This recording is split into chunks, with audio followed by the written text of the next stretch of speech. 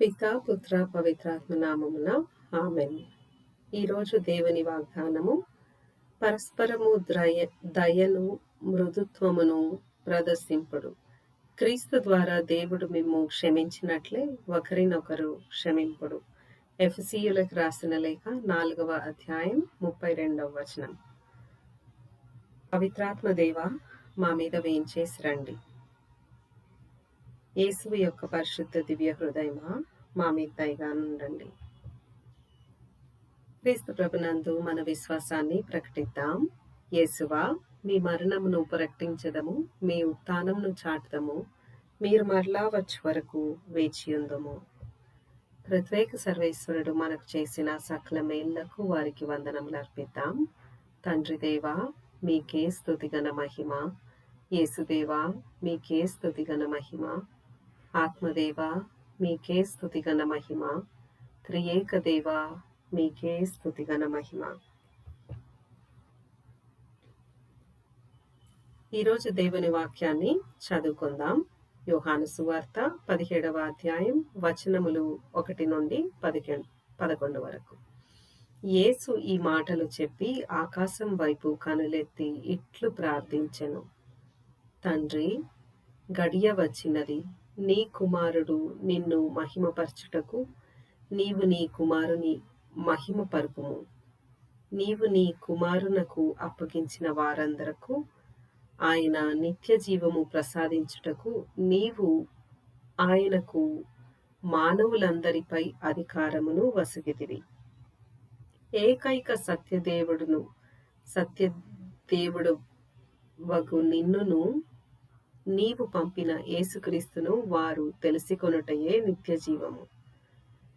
నీవు నాకు అప్పగించిన పనిని పూర్తి చేసి నిన్ను ఈ లోకమున మహిమపరిచితిని. ఓ తండ్రి, లోక ఆరంభమునకు పూర్వము నీ యొద్ద నాకు ఏ మహిమ ఉండెనో ఆ మహిమతో నన్ను ఇప్పుడు నీ సమక్షంన మహిమపరుపుము. ఈ లోకము నుండి నీవు నాకు అనుగ్రహించిన వారికి నిన్ను తెలియజేసితిని. వారు నీవారు. నీవు వారిని నాకు అనుగ్రహించితివి. వారు నా మాటను పాటించిరి. నీవు నాకు అనుగ్రహించినదంతయు నీ నుండియే నని వారు ఇప్పుడు గ్రహించిరి. నీవు వసుగిన సందేశమును వారికి అందజేసితిని. వారు దానిని స్వీకరించిరి.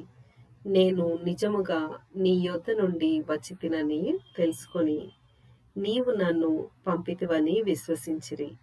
నేను వారి కొరకు ప్రార్థించుచున్నాను. లోకం కొరకు కాక నీవు నాకు అనుగ్రహించిన వారి కొరకు ప్రార్థించుచున్నాను. ఏలైనా వారు నీవారు. నా సర్వస్వము నీది, నీది అంతయు నాది. నేను వారి యందు మహిమపరపబడితిని. నేను ఇక ఈ లోకమున ఉండను, కాని వారు ఉందురు. నేను నీ యొద్దకు వచ్చుచున్నాను. పవిత్రుడవైన తండ్రి, మనవలే వారును ఒకరుగా ఐక్యమై ఉండునట్ల నీవు నాకు వసగిన వారిని నీ నామము యందు సురక్షితముగా ఉంచుము. ఇది క్రీస్తు సువిశేషము. క్రీస్తువా, మీకు స్తుతి కలుగును గాక. ప్రార్థించుదము. ఓ క్రీస్తు ప్రభువా, ఈరోజు సువిశేషంలో మీరు మోక్షారోహణమైపోయే ముందు శిష్యుల కొరకై, మిమ్మల్ని విశ్వసించిన వారి కొరకై ప్రార్థించారు ప్రభువా. వందనమయ్యా. ఈ ప్రార్థన మాకు కూడా వర్తిస్తుందయ్యా.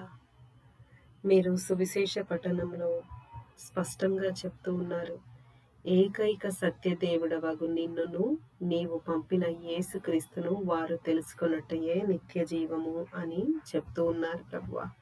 స్తోత్రం తండ్రి, ఆ వాక్యాన్ని బట్టి.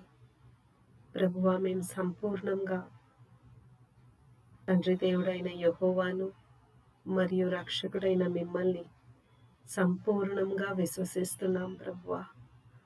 మమ్మల్ని మీ శిష్యులుగా స్వీకరించి, మిమ్మల్ని విశ్వసించే సంఘంలా స్వీకరించి ప్రభువా, మీరు ఇప్పుడు చెప్పిన ప్రార్థన మాకు కూడా వర్తిస్తుందని సంపూర్ణంగా నమ్ముతున్నాం తండ్రి. మమ్మల్ని దీవించండి ప్రభువా.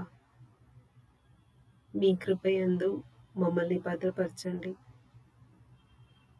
ఈరోజు పవిత్రాత్మ ఫలమైన దయను గూర్చి మేము ధ్యానించుచుండగా ప్రభువా, పరస్పరము దయను మృదుత్వమును కలిగి జీవించే భాగ్యమును మాకు అనుగ్రహించండి. దయాపూరిత హృదయమును మాకు దయచేయండి. పవిత్రాత్మ వరమైన దయను మా హృదయంలో సంపూర్ణంగా ప్రతిష్ఠించండి ఓ క్రీస్తు ప్రభువా. మా ఈ ప్రార్థననంతా యేసు ప్రభు శ్రేష్టమైన నామమున అడిగి వేడుకొంచున్నాము తండ్రి. ఆమెన్.